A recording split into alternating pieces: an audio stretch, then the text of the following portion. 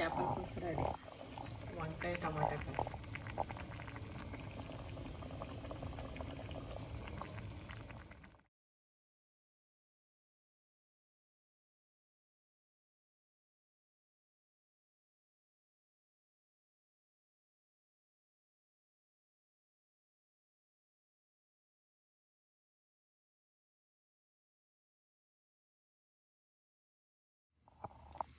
చేపల పులుసు చేస్తున్నాం. ముందు ఆయిల్ వేసుకుని మెంతులు వేసుకున్న తర్వాత ఆనియన్స్ వేసుకున్నాం. పచ్చిమిర్చి వేసి అన్నీ వేగిన తర్వాత టమాటా వేసుకొని కొన్ని వంకాయ ముక్కలు వేస్తాం.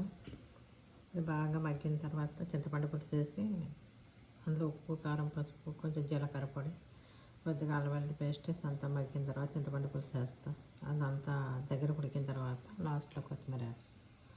అప్పుడు చేపల పులుసు రెడీ అవుతుంది.